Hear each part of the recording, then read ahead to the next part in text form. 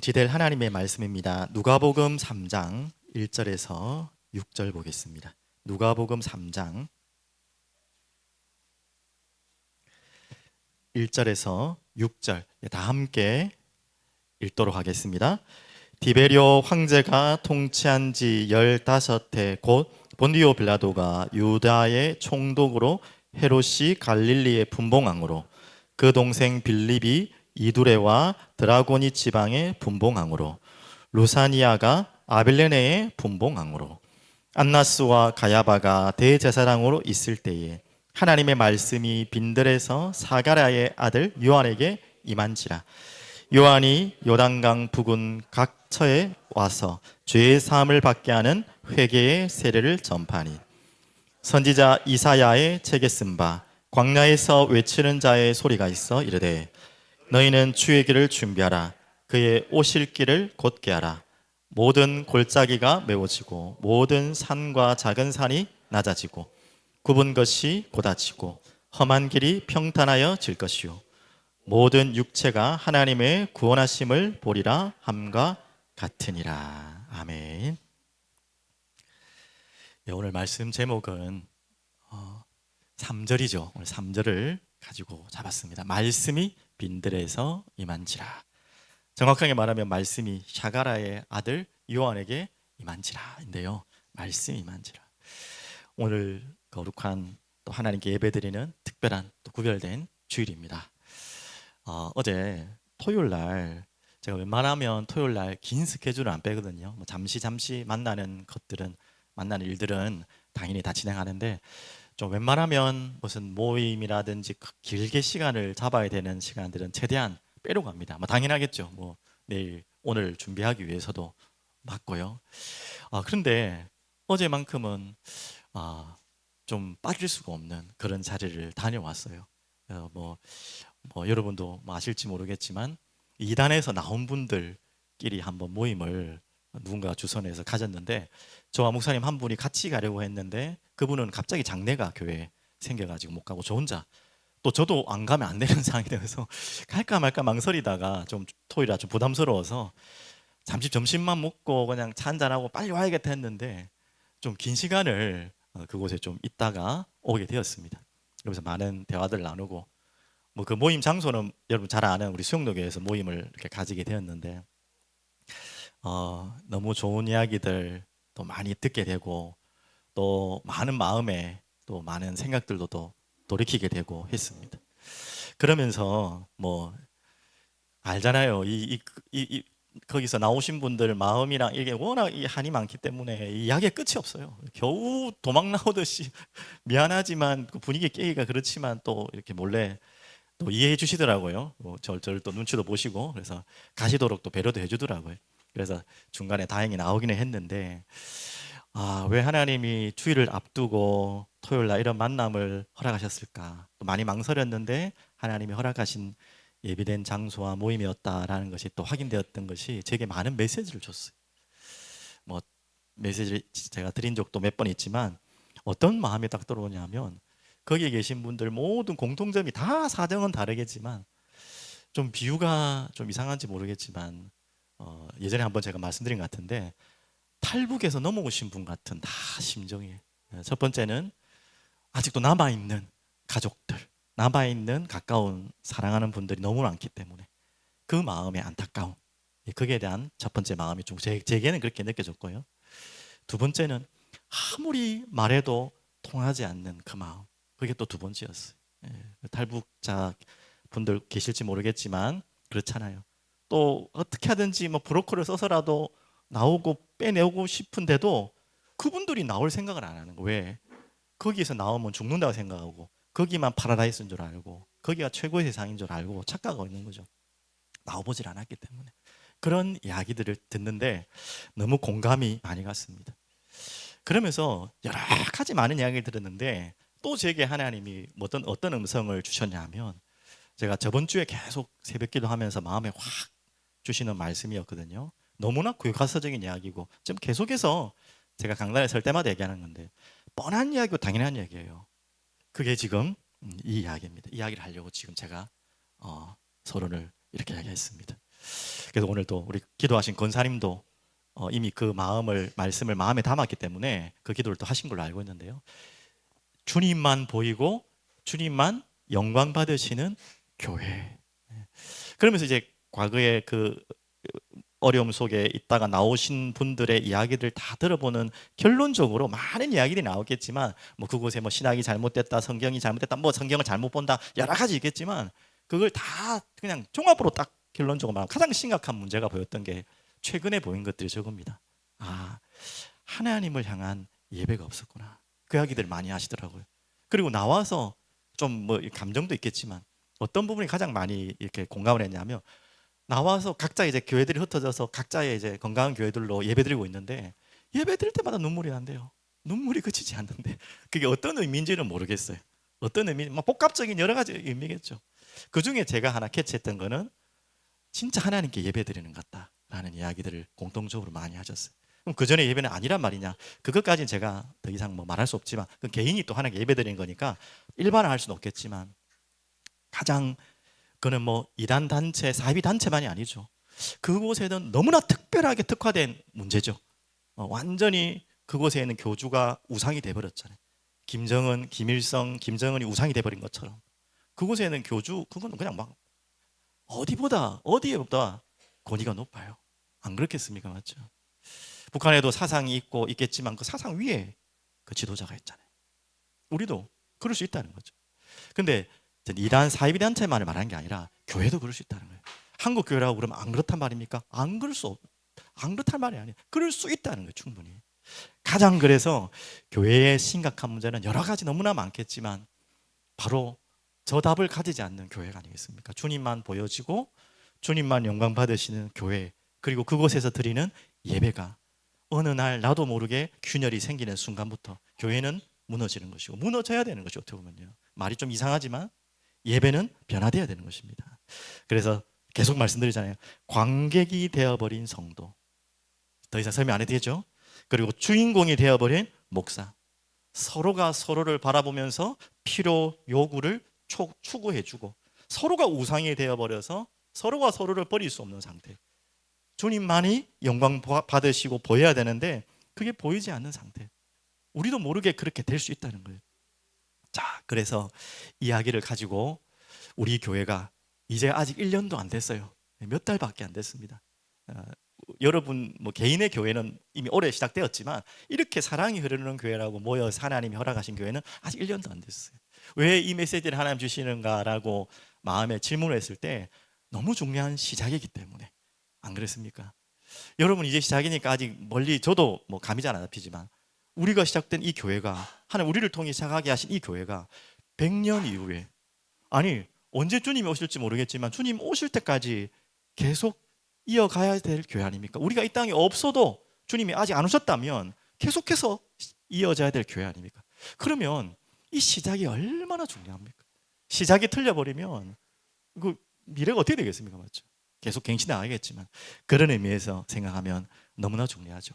그래서 오늘 제목처럼 하나님께서 말씀이 임하는 곳이 어딘가, 자, 이 부분을 말씀드리려고 합니다. 진정한 교회와 진정한 예배 드리는 곳에 진정한 말씀이 임하겠죠. 맞죠? 사람의 말이 아니라 사람을 기쁘게 하는, 사람의 만족을 주는 그런 말씀. 당연히 하나님 말씀은 그것을 뛰어넘는 것이죠. 하지만 그런 수준이 아니라 하나님께서 정말 이 땅에, 이 세상에 사람들에게 전하려고 하는 말씀을 교회를 통해, 그 교회에서 드리는 예배를 통해 하나님은 지금 하나님의 방법으로 일하신단 말이죠. 그럼 얼마나 중요한 곳이 교회고 이 예배가 중요합니까? 맞죠? 그렇다면 오늘 그 이야기입니다. 오늘 말씀이 임한지라. 제일 먼저 오늘은 3장 3절 말씀으로 전체 말씀을 다 정리할 텐데요. 이 부분을 가지고 여러분 마음에 꼭 담고 갔으면 좋겠습니다. 그래서 저도 최대한 이 제목만 딱 기억하면 모든 말씀이 연상될 수 있도록 하려고 하는데 그거는 뭐 제 뜻대로 되는 건 아니고 그렇게 좀 기도하고 있습니다. 그래서 말씀이 임한지라. 자, 이 부분을 먼저 확인해야겠죠. 제일 처음에 이 말씀은 무엇입니까? 도대체 말씀이 임하는 곳이 교회고 말씀이 임하는 그 시간이 예배인데요. 그 말씀이 임하는 것이 왜 그렇게 중요하고 말씀이 임한다는 것은 무슨 말입니까? 그럼 말씀을 알겠죠. 뭐 성경책을 말하는 걸 수도 있겠지만 그건 다른 의미고 좁은 의미고, 말씀은요, 자, 제일 먼저 영원한 말씀입니다. 잘 아시는 말씀이죠. 이사야 40장 8절. 풀은 어떻게 됩니까? 다 말라버려요. 꽃은 시듭니다. 다 지나가는 것이죠. 하지만 우리 하나님의 말씀은 영원히 살리라. 이 말씀인데 영원한 말씀이다. 사라지지 않는 말씀. 도대체 이제 점점점 가겠습니다. 그 영원한 사라지지 않는 말씀의 내용이 무엇이고 핵심이 무엇입니까? 마태복음 3장 2절에 말씀하고 있습니다. 회개하라, 천국이 가까이 왔나이다. 세례요한이 말씀했죠. 또 오늘 이 세례요한에게 말씀이 임한 지금 오늘 본문에 있는데, 그 세례요한에게 하나님 말씀을 임해서 그 선포된 말씀이 뭐라고요? 천국이 가까웠다. 장차 가야 될 영원한 천국도 말할 수 있지만 그 이전에 하나님의 나라를 말씀하시는 거죠. 하나님의 나라의 말씀. 자, 조금 더 가서 오늘 그러면 세례 요한이 말씀하려고 했던, 세례 요한을 통해 전하려고 했던 말씀이 무엇입니까? 자, 누가복음 3장 이제 3절부터 6절까지 이제 그 뒤에 본문들을 보시면 되겠는데, 한번 지금 성경 펴고 계시니까 다시 한번 보겠습니다. 요한에게 그 말씀이 있는데, 요한이 요단강 부근 근처에 와서 어떤 말씀을 전했죠? 죄 사함을 받는 회개의 세례를 전파하니. 자, 이 부분은 다음 주에 또 연결되는 말씀이라서 더 구체적으로 설명해 드리고, 간단하게 설명드리면 알겠죠. 어떤 말씀요? 죄 사함을 받게 하는 회개로 오는 말씀을 선포했다는 거죠. 죄가 무엇인지, 왜 그 죄에서 돌이켜야 되는지, 그것이 회개잖아요. 그로 인해서 얻어지는 게 뭐죠? 생명, 맞죠? 바로 이 이야기를 계속하는 것입니다. 그러면서 4절, 선지자 이사야의 책에 쓴 바, 이미 구약의 이사야의 말씀에 예언되어 있는 말씀이죠. 광야에서 외치는 자의 소리가 있어 이르되 너희는 주의 길을 준비하라.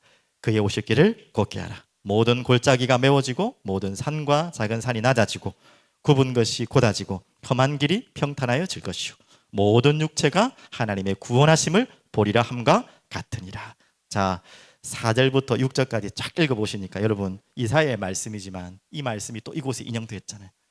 나중에 보면 알다시피 세례 요한이 이 말씀을 가지고 자기가 말씀을 전한다고, 자기가 선지자로 섰다고 고백도 합니다. 요한복음에 그 말씀이 나와요. 나중엔 좀 전달하겠지만 결국 무슨 이야기죠? 누구를 이야기하는 거죠? 세례 요한은 죄 사함의 회개를 말하는데 결국 그 답을 주실 분이 누굽니까? 장차 오실 누구죠? 예수 그리스도 메시아. 이미 왔지만, 맞죠? 그분을 향한 말씀이죠. 한마디로 뭡니까? 말씀은 곧 생명을 말하는 것이고요, 구원을 말하는 것이고요, 그 구원의 길 여신 예수 그리스도를 말씀하고 있습니다. 분명히 그렇게 나와 있죠.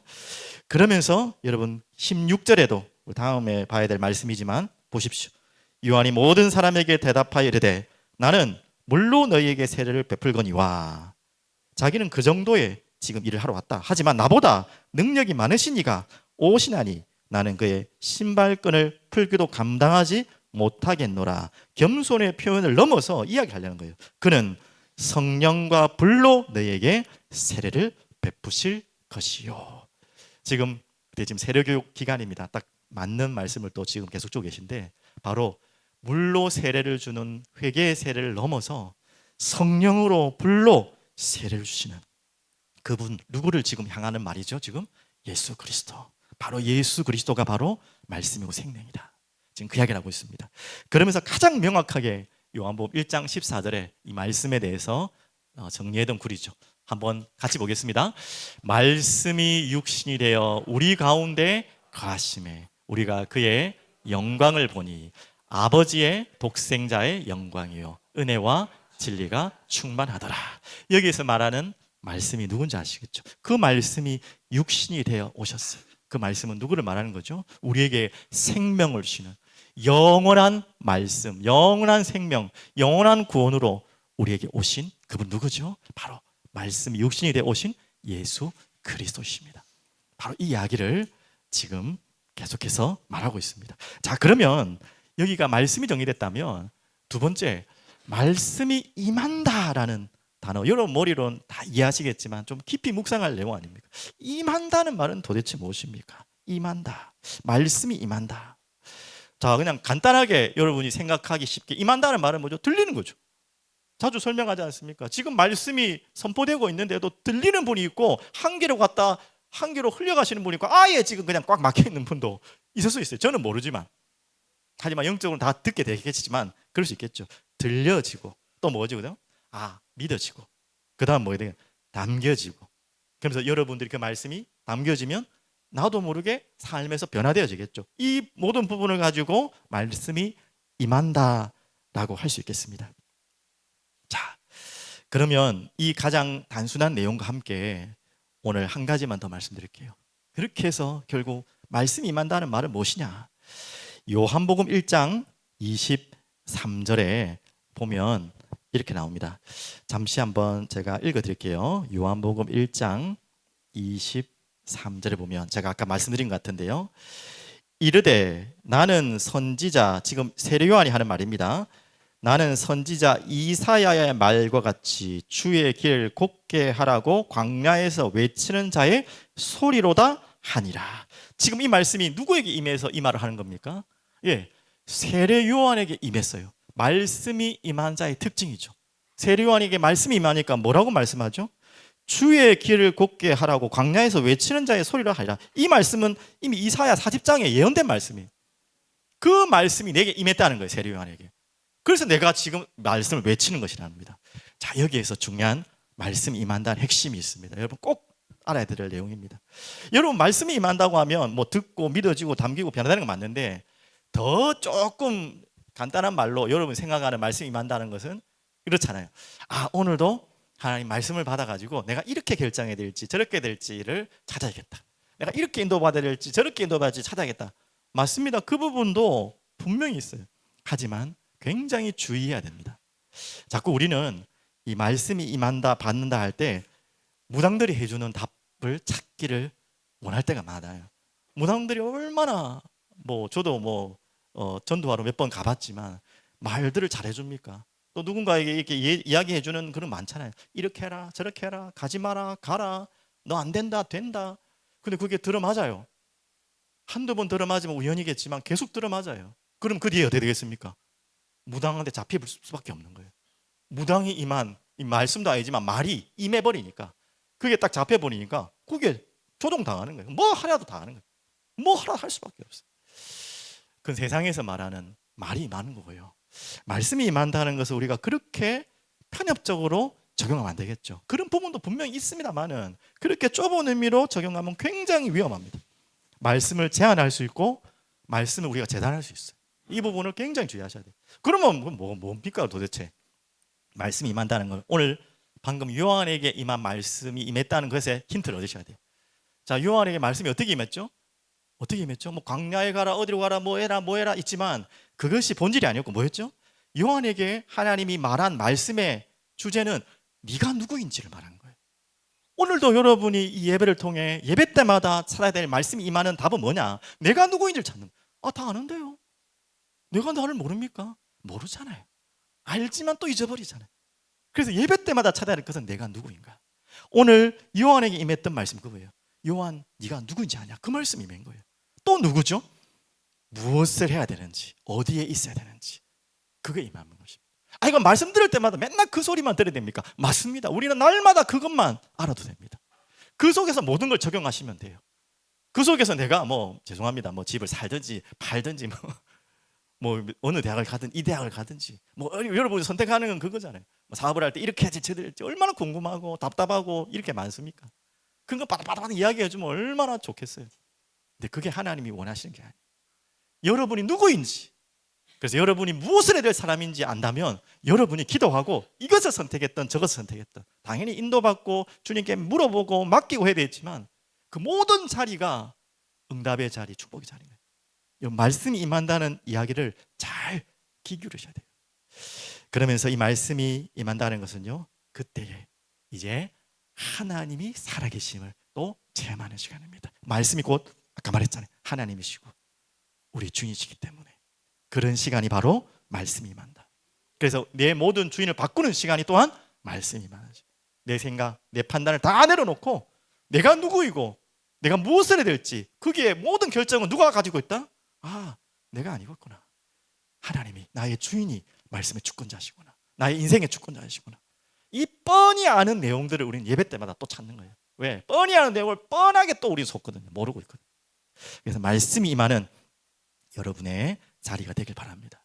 그러면 두 번째는요, 오늘 말씀이 임했는데 특별한 장소가 나옵니다. 여러분 잘 아는 어디에 임했다고요? 3장 3절 말씀이 빈들에서 임했다고 그랬어요. 여러분 다 예상하는 이야기지만 빈들, 쉽게 말하면 광야, 잘 아는 말씀 아닙니까? 근데 오늘 보십시오. 왜 3장 1절 2절을 기록해 놨을까? 뭐 없어도 되는 본문 같기도 하잖아요. 아니지만 또 없어도 되는 본문이라는 건 성경에 없잖아요. 근데 분명히 있어야 될 이유가 있잖아요. 그렇죠?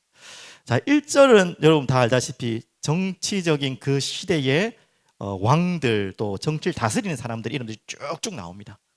당연히 로마 제국의 통치하에 있던 나라의 왕들 나옵니다. 그래서 첫 번째는 이게 역사적인 사건이다. 이건 실제 일하는 것을 또 증명할 수 있겠지만 또 다른 의미로 우리가 해석할 수 있겠죠. 2절에는 보십시오. 이제 정치를 넘어서 누가 나옵니까? 안나스와 가야바가 대제사장으로 있을 때라고 나와 있습니다. 자, 이 이야기를 하고 바로 붙여서 하나님의 말씀이 빈들의 사가랴의 아들에게 요한에게 임했다. 꼭 이런 느낌이 안 듭니까? 저만 그렇습니까? 비교하는 거 안 같습니까?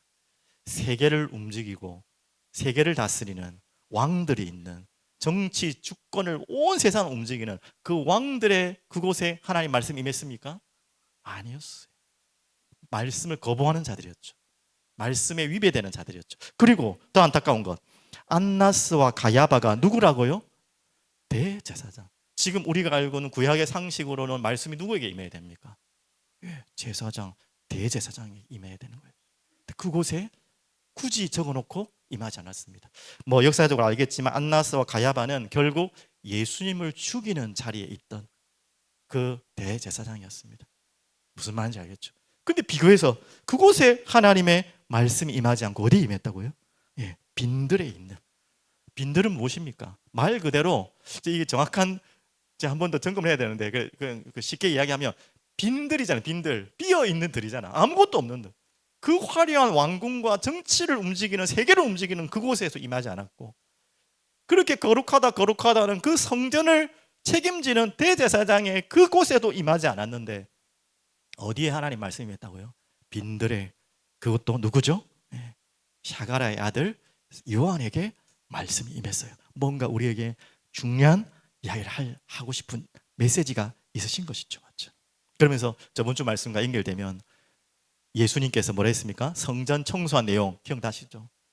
이제 그 뒤에 또 여러분 아시다시피 성전 청소 수준이 아니라 예수님 뭐라고 하시죠? 돌 위에 돌 하나 남지 않고 성전을 다 무너뜨려 버리겠다. 무너질 것이다. 그렇게 얘기했지 않습니까? 맞죠? 도대체 이 이야기는 도대체 무슨 말씀입니까? 구약에 분명히 이 솔로몬 성전이 건축된 이후에 솔로몬이 기도할 때 하나님 뭐라고 말씀하셨죠? 혹시 기억나시죠?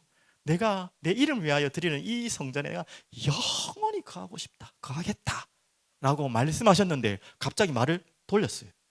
하나님 왔다 갔다 하신 게 아니라 그때도 얘기했어요. 하지만 너희가 나의 율법을 어기고 내 말씀을 경홀히 여기면 내가 떠나겠다고 분명히 그 조건도 이야기했습니다. 지금은 어떤 시대에 있습니까? 왜 빈들의 세례요한에게 말씀이 맺겠습니까? 빈들을 조금 더 나아가서 설명하겠습니다. 빈들은 여러분만의 생각과 관념들이 다 나올 거예요. 빈들 어떻게 적용할까? 자, 여러분 잘 아는 정말 아무것도 없는 것이 빈들이에요. 광야. 우리가 알고 힘든 거, 어려운 거. 그래서 내가 원치 않는데 빈들로 갈 수 있어요. 그럴 때 있죠. 나는 아무것도 없는 막막한 척박한 곳에 있고 싶지 않은데 내 삶과 내 환경이 그곳에 몰릴 수밖에 없는 상황이 올 수도 있어요. 특히 믿는 자들에게도. 또 그와 다르게 내가 일부러 원해서 그 빈들로 찾아가기도 합니다. 어떤 자리에 여러분들이 타이든 자이든, 타이라는 것은 사람의 타이가 아니라 하나님이 허락하신 타이죠. 맞죠? 그랬든 내가 원하지 않는데 빈들에 와 있든, 아니 일부러 내가 빈들로 찾아갔든, 이 빈들은 분명히 어떤 장소로 했죠? 방금 말한 것처럼 말씀이 임한 곳이었어요. 그것만은 꼭 기억하십시오. 그래서 광야라는 단어 자체 계속해서 말씀드리지만 미드바르, 말씀이 임하는 곳이 광야래요. 전혀 맞지 않잖아요. 광야라는 우리가 생각하는 이미지랑과 이 히브리어 원어가 너무 다르죠. 미드바르. 근데 그 단어 자체가 말씀이 임하는 곳이래. 그러면 여러분 어떤 의미인지 알겠죠? 여러분이 원치 않든 원해서 들어가든 그곳은 말씀이 임하는 자리고, 그래서 그 말씀을 찾기 위해서 기도의 자리로 가는, 치유의 시간으로 가는 자리면 분명합니다. 자, 그러면 이걸 전제로 하고 빈들에 대해서 하나 두 가지만 설명해 보겠습니다. 너무나 많지만 오늘 두 가지만 이야기할게요. 이 빈들은 방금 말했지만 비어 있는 이 말이죠. 그래서 우리는 빈 마음이라고 해서 나쁜 의미가 아니라 비워진 마음입니다. 여러분 꼭 장소만을 이야기할 필요 없잖아요.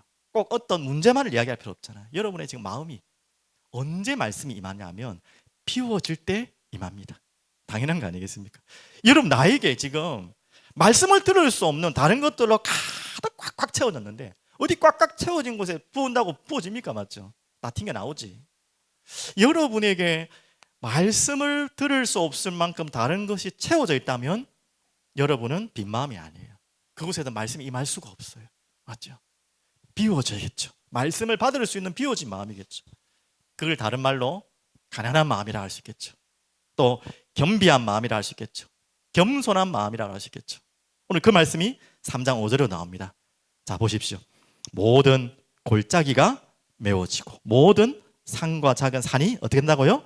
낮아지고 굽은 것이 곧아지고 험한 길이 평탄하여 질 것이요. 이것이 무엇입니까? 말씀을 받을 수 있는 마음, 맞죠? 빈 마음. 교만도 낮아지고 불신앙도 낮아지고 모든 것을 하나님 앞에 다 맡기고 내어놓는, 뭐 지나가는 이야기지만 제가 우스갯소리로 하나 이야기하겠습니다. 이야기를 하면 누군가 상처받으실 분이 있는데 다행히 저희 가족이기 때문에 이해하실 줄 믿고요. 이 자리에 안 계신 가족이에요. 제가 저희 어머니 이야기를 좀 해야겠는데 어머님이 음식 솜씨가 너무 좋으십니다. 안 드셔보셨죠? 근데 그 비결을 제가 설명해 드릴게요. 벌써 웃으면 하면 안 되는데, 예, 비결을 설명해 드릴게요. 저희 어머님은 저희 집 사람은 완전 반대예요. 저희 집 사람은 그냥 빨리. 제가 볼 땐 좀 대충 하는 것 같아요. 하여튼 빨리. 또 막 집안이 아시잖아요. 막 그냥 딸이 많은 집안이고, 제 어머님도 손도 크고 빠르고 이러시거든요. 일을 워낙 많이 하시니까 그걸 봐서 그런지 하여튼 손이 빠르고 막 대충 막 하세요. 저희 어머님은 컴컴하세요. 예. 저는 모르는데 저희 집 사람이 저한테 해주는 고자질입니다. 저 어머니 다득이. 어머니는 양파 하나 쓰고 도마 닦고 무슨 말인지 알겠죠? 당근 하나 쓰고 닦고 설거지하고 또 하고, 그러니까 얼마나 참 정성을 다하십니까? 맞죠? 그러니까 어머님이 요리하는 거 좋아하지 않았어요. 저는 너무 맛있는데 너무 하나 하는데 힘든 거예요, 정성이. 이건 진짜입니다. 이게 과장 하나도 안 들고 저녁을 그날 먹었는데 언젠가였어요. 저녁을 하시는데 그날따라 좀 늦었어요. 어떻게 일이 돼서 저희 가족이 한 9시쯤에 다 모여 저녁을 먹으려고 시작을 하는데 그때부터 저녁을 시작하신 거예요. 언제 밥을 먹게 됐냐면 12시, 진짜 12시에 먹게 됐어요. 밤 12시. 근데 너무 배가 고프니까 그걸 끝까지 기다린 거예요. 아무 말 하지 않고. 그런데 왜 12시라고 시간도 기억나지만 그때 먹었던 음식이 제가 지금 생각하고 있는 어떤 음식보다도 무슨 음식인지 기억은 안 나는데 가장 맛있었어요. 자, 우리 어머님의 요리 솜씨의 비결을 아시겠습니까? 바로 그게 비결이었어요. 뭔 말인지 알죠? 시장이 반찬이다. 우리 어머니 너무나 시장을 너무나 적절하게 이용하셔가지고 우리를 쫄쫄 그냥 기다리게 하셔가지고 어떤 거를 먹어도 마실 수밖에 없는, 진짜 뭐가 나와도 맛 없을 수가 없어요. 12시에 밥 먹고 나니까 참 황당하더라니까. 그래서 저희들 웃으면서 밥 먹었어요. 그 우리 어머니 얼마나 참 그렇게 했습니까? 지금 무슨 이야기 하는 거죠? 지금 그 이야기 하는 거예요. 여러분 정말 우리가 비워지면요 모든 걸 채울 수 있는 시작이 될 수 있는 거예요. 비워지지 않기 때문에 뭔가 자꾸 채울 수가 없는 것이죠. 이런 이야기들을 여러분 좀 마음에 담으시고 기억하시면 좋겠습니다. 그리고 제가 간증 어제 이야기도 연결하겠지만 참 여러분도 그렇겠지만 저도 중요한 순간에 막막하고 황망한 시간들이 참 많았어요. 이제는 다 이제 벗어나고 참 행복한 시간들을 가지고 있지만 자주 여러분에게 간증했잖아요. 망망대해에 홀로 있는 것 같은, 진짜 뗏목에 그냥 태평양에 더 버려진 것 같은, 그래서 뭘 해야 될지 모르겠고 무엇을 예상할 수 없는, 뭐 이렇게 되겠지 저렇게 되겠지, 뭐 예상을 사람은 어느 정도는 하고 사는데 어떤 것도 예상할 수 없는, 계획할 수 없는, 계획하고 싶은 힘도 없는, 계획할 마음도 없는 그런 딱 그냥 상태가 있었어요. 어떻게 보면 제 개인적으로는 그게 빈들의 시간이었죠. 근데 참 감사하죠. 지금 돌아보니까 그 시간이 그때 가장 새롭게 또다시 주님을 새롭게 만나는 시간, 또 주님을 새롭게 예배하는 시간, 또 감사한 거는 예상치 않은 소중한 만남들을 하나님이 준비하셨다는 것을 확인하는 시간. 더 이야기해 볼까요? 소중했었는데 그게 얼마나 소중했었는지를 잘 몰랐던 그런 만남들을 또 확인하는 시간이기도 합니다. 저의 간증이고, 하여튼 여러분에게 하나님이 여러분이 원치 않았는데 빈들에 왔든, 여러분 자신이 내가 지금 이래서 안 되겠다 싶어서 내가 빈들로 나아가야겠다 해서 빈들이든, 하여튼 그 빈들은 하나님의 말씀이 임하는 최고의 축복의 자리라는 거, 그걸 꼭 잊지 마십시오. 자, 그러면서 오늘 여기까지는 이렇게 다 예상하고 있던 이야기인데, 저도 이번 빈들에 대해서 묵상하면서 이 부분을 하나 찾았어요. 제가 찾은 건 아니고 이제 주석 책을 보는데 이 메시지가 확 와가지고 제 마음에 담았어요. 근데 또 이 빈들, 광야는요, 이런 장소였답니다. 어떻게 보면 세리요한의 빈들도 이런 장소와도 더 가깝다고 할 수 있겠죠. 바로 구약의 빈들, 광야 많이 나오잖아요. 그곳에서 보통 뭐 했냐면 종말론적 갱신의 장소였답니다. 바로 거기에서 다 이 선지자들이 시작되었고 말씀이 임했고 그곳에서 말씀이 선포되었고 외침이 왔고 했던 장소가 바로 광야라고 합니다. 한마디로 보십시오. 이 광야에서 세리요한이 외쳤던 것도 뭐죠? 회개하라, 천국이 가까웠다 했잖아요. 이 말은 뭡니까? 지금 종말론적 갱신을 선포하는 메시지. 이 말은 더 쉽게 말하면 뭐예요? 믿으면 살고 안 믿으면 죽는다는 거예요. 끝이라는 끝. 이게 마지막이라는 거예요. 우리는 광야가 또한 빈들이 그런 시간이 될 수도 있습니다. 어떻게 보면 우리에게 이건 잘 이해하셔야 됩니다. 오해하지 마시고 벼랑 끝으로 가는 시간, 절박함으로 가는 시간, 뭐 한자 어렵지만 뭐 배수진을 치는 시간을 광야의 빈들의 자리라고도 할 수 있습니다. 여러분 그런 마음을 잡으셔야 돼요. 여러분이 특별히 내가 원치 않았던 빈들에 왔다, 또 뭔가 하나님 자꾸 쌓여주셔가지고 내 마음에 빈들로 왔다, 어떤 빈들로 왔든지 간에 여러분이 찾아야 될 것은 이것이 나의 마지막이라 생각하셔야 돼요. 이 빈들이 마지막이다 이 말이 아니고 무슨 말인지 알겠죠? 내가 이곳이 벼랑 끝이다, 절박함이다, 마지막이다, 이런 마음으로 주님 앞에 나오시길 바랍니다. 여러분 그게 너무 중요합니다. 오늘 말씀을 통해 조금 확인해 보겠습니다. 누가복음 3장 7절이죠. 한번 정말 그런 게 맞는지 보시겠습니다. 세례요한의 광야는 이런 광야였습니다. 3장 7절, 요한이 세례받으러 나오는 무리에게 이르되 독사의 자식들아, 누가 너희에게 일러 장차올 진노를 피하라 하더냐. 자, 이 광야의 진짜 마지막이에요. 이제 마지막 시간이에요. 마지막 절망의 시간일 수도 있지만 그 절망을 넘어서 절박함과 벼랑 끝에서 새롭게 시작할 수 있는 시간이라는 거예요. 그게 광야입니다. 어떻게 보면 마지막 기회라 생각하면 돼요. 그러면서 또 뭐라고 말씀하고 있습니까? 9절 보십시오. 9절에 나오죠. 이미 도끼가 나무 뿌리에 놓였으니, 얼마나 무시무시한 이야기입니까? 좋은 열매 맺지 아니하는 나무마다 찍혀 불에 던져지리라. 무시무시한 이야기들을 지금 세례요한을 통해, 이 세례요한이 열받아 간 이야기 아니에요. 하나님이 세례요한에게 임해서 그 자리에서 선포하는 말씀이죠. 이 무슨 말인지 제가 설명 안 해도 이해하시죠, 맞죠? 또 17절에 있습니다. 보십시오. 손에 키를 들고 자기의 타작마당을 정하게 하사 알곡은 모아 곳간에 들이고 쭉정이는 꺼지지 않는 불에 태우시리라. 분명히 나와 있죠. 이런 빈들, 오늘 여러분들이 지금 와 있는 빈들, 찾아가는 빈들에서 여러분 어떤 마음으로 주님 앞에 나가면 되냐? 절박한 마음으로. 내가 이게 벼랑 끝이다. 혹시 여러분이 죄의 죄책감과 죄성으로 또 바뀌지 않는 뭔가 여러분의 체질로 뭐 반복적인 습관으로 그것을 통해서 이래서 안 되겠다 해가지고 빈돌로 가시는 분도 있죠. 여러분 그 회개의 시간도 그런 마음으로 하셔야 돼요. 이게 끝이다. 여러분 그렇게 생각하시고 나와 있어야 돼요. 회개는 그런 마음으로 주님 앞에 나와야 돼요. 미리 또 말하면 안 되겠지만 또 알죠. 그래도 또 넘어지는 게 우리 인간인 거 알지만 우리는 그 빈들에 나올 때마다 그런 마음으로 나와야 돼요. 그렇게 되지 않으면 정말 사람 안 바뀝니다. 성령께서 바꾸시고 하나님 바꾸신 일이지만 우리의 결단과 믿음이 분명히 필요해요. 또 다른 의미로 적용하면 여러분이 전도하고 영혼을 사랑하는 마음 다 있잖아요. 당연히 우리가 긴 시간을 보고 하나님의 계획을 보면서 지혜롭게 말씀을 전해야 되는 것은 분명하지만 마음 중심은요, 오늘이 마지막이다라는 마음으로 여러분 가족을, 여러분 누군가를 기도하셔야 돼요. 뭐 언젠가 뭐 복음 듣겠지, 하나님 계획과 시간표가 오겠지, 우리가 좋은 이야기지만 그 빈마음의 그 한편에는 우리 마음이 뭐지? 절박함이 없잖아요. 벼랑 끝에 마음이 없잖아요. 그래서 막 그냥 뭐 우리가 뭐 지금 때도 아닌데 막 그냥 들이대라는 말이 절대 아니잖아요. 우리의 마음에는 절박한 마음으로, 오늘 세례 요한은 그 이야기죠. 지금 독설이 심하네, 이거 긴구라도 아니고, 이게 아니잖아요. 지금 이 세례 요한이 하나님의 마음을 품고 이 독설을 퍼붓는 것 같지만 그 단편에는 뭐라고 말이죠?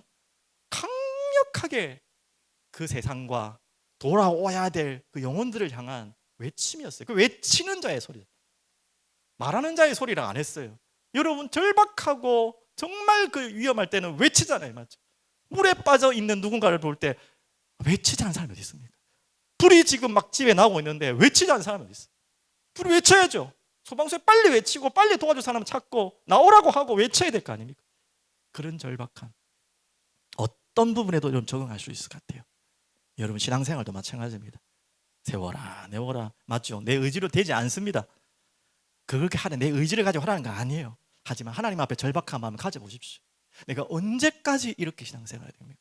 혹시 여러분 마음속에 그런 마음을 제가 여러분을 지금 뭐 평가하고 이야기하는 게 절대 아닙니다. 그럴 만한 저는 눈도 없고 그런 마음도 없고. 근데 여러분 자신이 볼 때 있잖아요. 내가 언제까지 이래야 됩니까? 할 때, 그때 여러분 절박한 마음으로 하나님 앞에 한번 붙어 보십시오.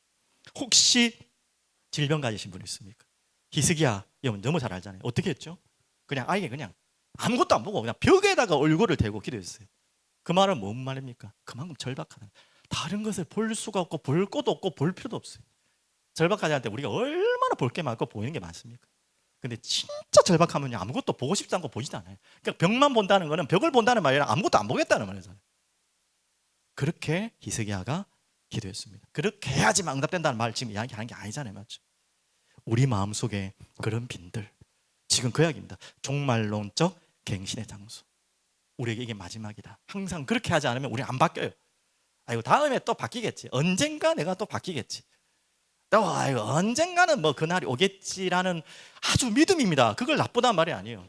그렇게 세월이 내월이 가다 보면 그 언젠가가 안 올 수도 있어요. 죄송한 말이지만 여러분, 지금 그 마음을 가지고 지금 그 시간이 안 오더라도 그렇게 시작하시면 그 시간이 오는 거예요.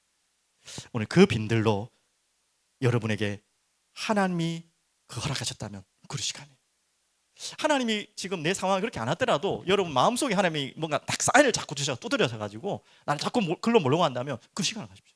벼락 끝에 서 있는 마음으로, 이번 마지막이라는 생각으로. 분명히 또 기회가 있어요, 분명히. 하지만 내 마음 자체는 그렇게 빈들에 나와서 주님을 바라보시고, 거기서 뭘 하라고요? 말씀을 기다리라는 거예요. 말씀 주시옵소서. 내 마음에 임하는 말씀을 주시옵소서. 나를 바꾸는 말씀을, 또 놓쳤던 나를 찾는, 내가 어디에 있어야 되고 무엇을 해야 되는지 깨닫는 하나님, 그냥 맨날 흘려듣는 그 말씀 말고 내 마음에 진짜 막 가슴을 치는 말씀으로. 세례 요한이 그렇게 말씀이 임했기 때문에 세례 요한이 그렇게 외칠 수 있는 것입니다. 오늘 여러분이 그런 시간 되기를 간절히 기도드립니다.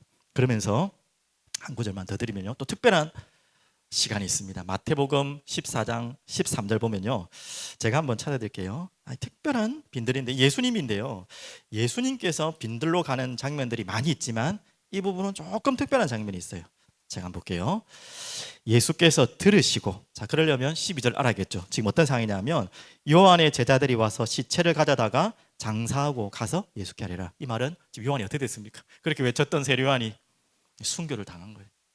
자기와 동력자 같은, 자기와 같은 일을 해야 될, 뭐 수준은 뭐 말할 수 없지만요, 같은 나이 또래 아닙니까? 같은 나이라 봐야겠죠, 맞죠? 근데 같이 해야 될 그 동력자가 순교한 이후에 예수님이 지금 예수께 아래, 그 제자들이 예수님께 와서 지금 이 상황을 아는 거예요. 그러니까 예수님께서 13절 그 이야기입니다.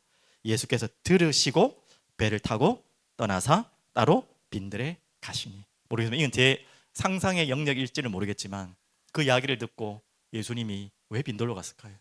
충분히 가정할 수 있는 이야기겠죠. 안타까운 마음도 있을 것이고, 그 세례 요한을 보면서 누구를 또 볼 수 있었겠죠? 자기를 봤겠죠. 장차 자기가 가야 될 길들도 봤겠죠. 그런 빈들. 자, 여러분 뭐 여러분이 세례요한 뭐 예수님과는 비교할 수 없는 또 다른 상황이지만 그런 마음으로 이런 빈들에 서길 바랍니다. 내 인생에 마지막이 분명히 올 것인데 언제란지는 모릅니다. 내가 무엇을 위해 무엇을 하다가 가야 될지 그런 중요한 것을 질문할 수 있는 여러분만의 빈들 꼭 찾으시는 여러분 되길 바랍니다. 자, 그러면 다음에 좀 화제를 조금 돌려서 사진을 좀 아이고 예 사진을 자 뭐 이제 뭐 말씀 나와서 우리 아이들 보세요. 사진 나왔습니다. 이게 어디입니까? 산이죠. 이것이 지금 뭐 다 아시겠지만 바로 광야 빈들입니다. 자, 그럼 제가 너무 또 빈들하니까 무섭게만 이야기한 것 같아가지고 이런 참 가고 싶지 않죠, 솔직히. 예, 이런 곳에 지금 빈들이라는 것입니다. 실제로. 그런데 이 빈들 속에 들어갈 때 예상치 않은 곳이 있어요. 자, 바로 이걸 찾는 것입니다. 자, 여기도 빈들 속에 있어요. 저기 어딘지 아세요? 엔게디 폭포가 납니다. 엔게디 하면 딱 떠오르는 인물 나와야 되잖아요. 예, 다윗.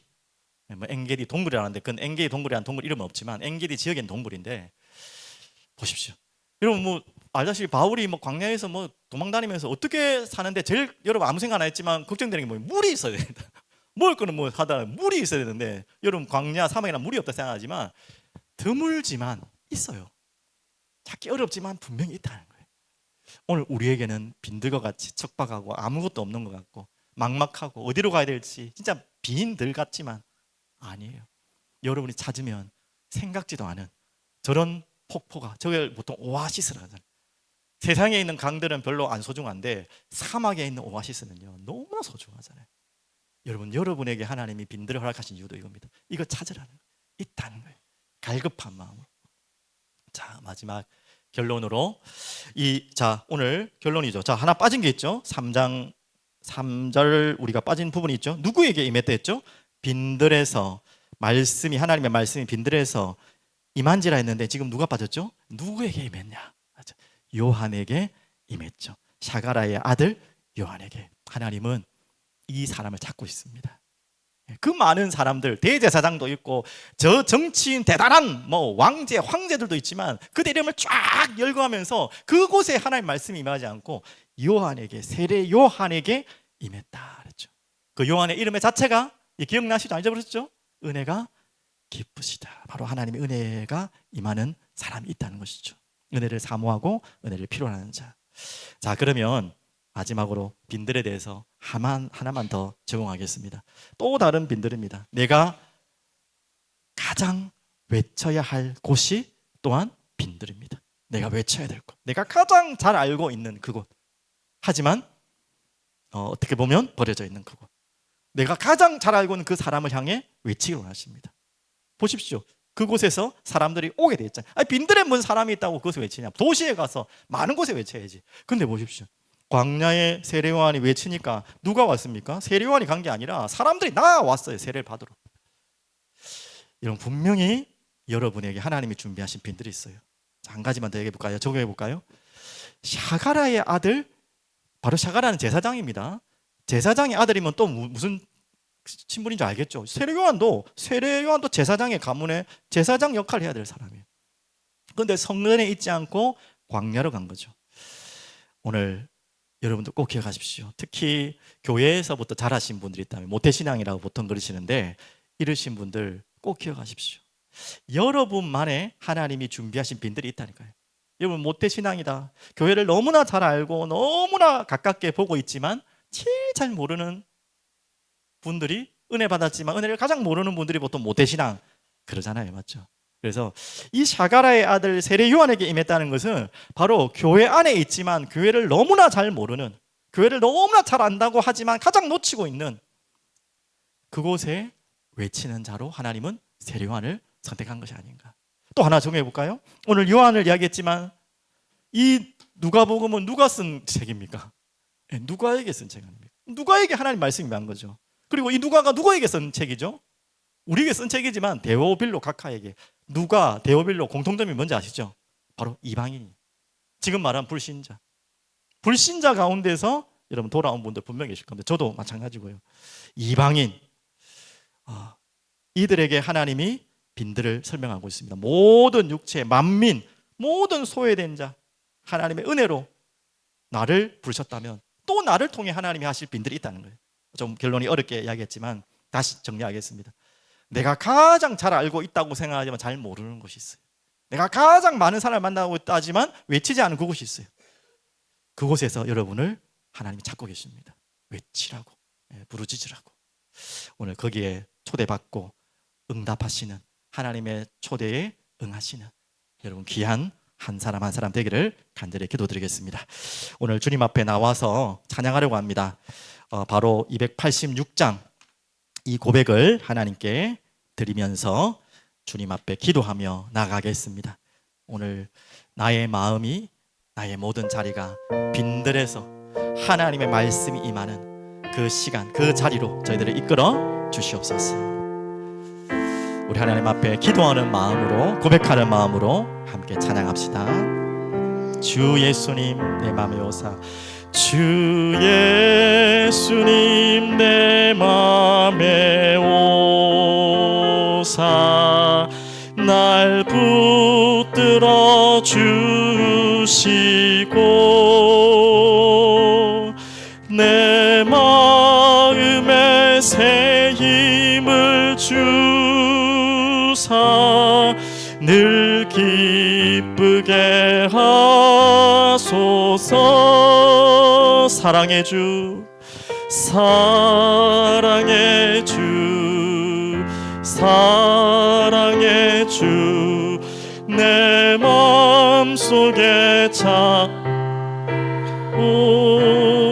오사 내 모든 죄 사하시고 내 상한 맘 고. 우리 진정으로 주님 앞에 빈들에 나가 기도하는 마음으로 찬양합니다. 주 예수님 내 맘에 오사 내 소원 다하시고 내 무거운 짐 맡아주사 내 무거운 짐 맡아주사 참 평안을 주소. 눈을 감고 기도하는 마음으로 고백할까요? 사랑의 주, 사랑의 주, 사랑의 주, 사랑 내 맘에 찾아오사 내 맘속에 찾아오 내 모든 죄 사시고. 간절히 기도합니다. 내 상한 맘 고치소서, 내 상한 맘 고치소. 간절하게 고백합니다. 주 예수님 내 맘에 오사 날 정결케 하시고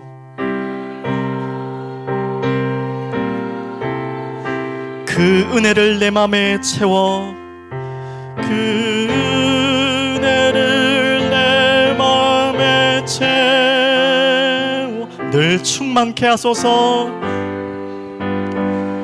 주님, 우리 주님 앞에 나와 고백합시다. 사랑의 주, 사랑의 주, 사랑의 주, 사랑의 주, 내 마음속에 찾아오 내 모든 죄 사시고 내 상한 맘 고치소서. 내 상한 맘 고. 우리 마음에 손을 얹고 주님 앞에 나가겠습니다. 주 예수님 내 맘에 오사 주 예수님 내 맘에 오 내 길 인도하시고 길 인도하시 주 성령을 내 맘에 채워 주 성령을 내 맘에 채워 늘 충만케 하소서. 사랑의 주, 사랑의 주, 사랑의 주, 사랑의 주, 내 마음속에 찾아오 모든 죄 내 모든 죄 사하시고 내 상한 맘 고치소서.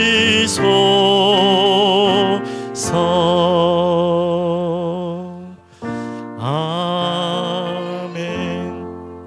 전능하신 하나님 아버지 감사합니다. 오늘 빈들에 주님 앞에 나와 하나님의 말씀이 임하기를 우리의 모든 자리에서 간구하는 하나님의 사람들이 이 자리에 모였습니다.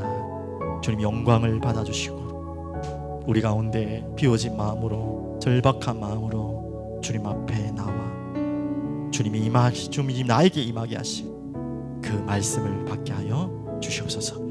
감사와 찬양을 드리며 예수 그리스도 이름으로 기도합니다. 아멘.